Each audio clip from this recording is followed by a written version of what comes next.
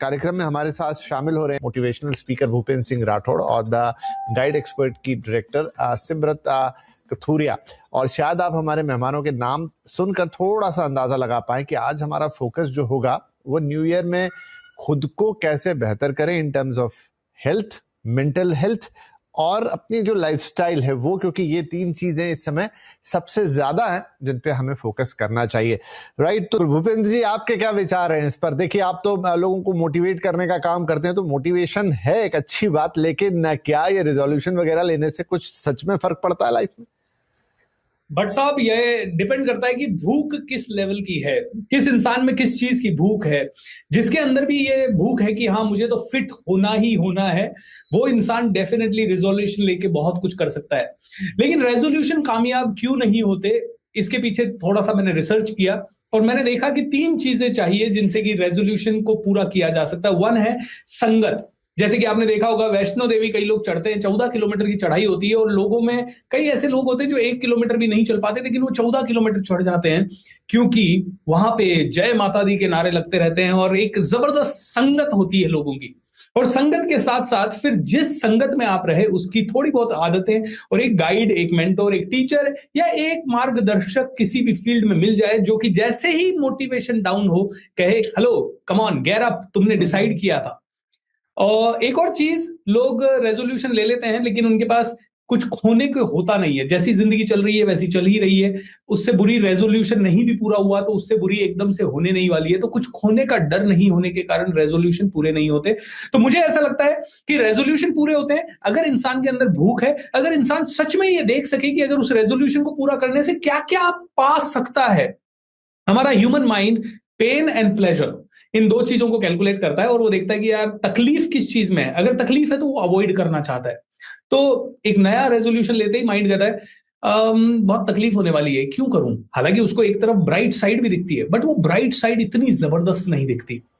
तो इस bright side को अगर बार बार देखा जाए, अच्छे से विजुअलाइज किया जाए, अच्छे से इसके चित्र बनाए जाए, विजन बोर्ड बनाया जाए और ऐसे लोगों के साथ जुड़ा जाए जो इसके लिए प्रेरित हैं और काम कर रहे हैं, तो मुझे लगता है कि भट्ट साहब ये बहुत आसानी से पूरा हो सकता है। चलिए, बिल्कुल बिल्कुल। तो चलिए ये आज आपसे बात करेंगे इस पे कि कैसे हो। भूपेंद्र जी, इस मतलब जब हम इस साल के लिए बात कर रहे हैं 2024 के लिए, तो यहाँ एक चीज है कि फिटनेस, फिजिकल फिटनेस पे तो हम बात कर ही रहे हैं, लेकिन मेंटल फिटनेस पे भी अब जिस तरह की परिस्थितियों में रहते हैं, जितना गैजेट्स और अब तो एआई और क्या क्या चीजें आ गई, क्या उस पर अब पहले काम करना जरूरी है कि पहले अगर आपने वहां पर संभाल ली चीजें उस मोर्चे पर, तो फिर आप बाकी चीजों को भी संभाल पाएंगे? मुझे लगता है कि सबसे पहले तो जरूरी है अध्यात्म से जुड़ना, क्योंकि आज डिस्ट्रैक्शन, कहते हैं वेपन्स ऑफ मास डिस्ट्रक्शन से प्रॉब्लम नहीं है, वेपन्स ऑफ मास डिस्ट्रैक्शन से प्रॉब्लम है।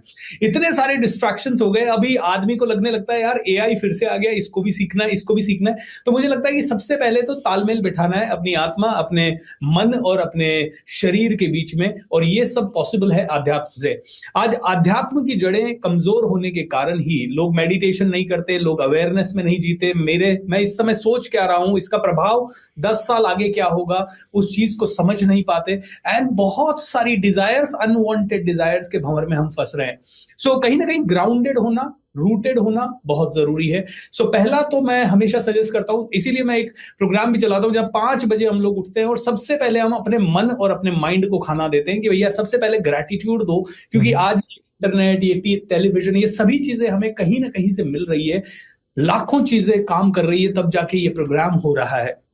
सो ये अवेयरनेस हुई तो आप हमेशा धन्यवाद के भाव में रहोगे, और धन्यवाद के भाव में जो आदमी रहेगा वो बहुत ही ज्यादा पीसफुल माइंड से काम करेगा। फिर वो देखेगा अरे आर्टिफिशियल इंटेलिजेंस आ गई, अभी मैं लेवल पे काम कर रहा हूं, मैं ट्रेनर हूं, मुझे आर्टिफिशियल इंटेलिजेंस की कहां कहां जरूरत हो सकती है वो चार्ट सीखे एंड उसको इस्तेमाल किया। नहीं आए तो भी मैं संतोष के साथ काम करूंगा।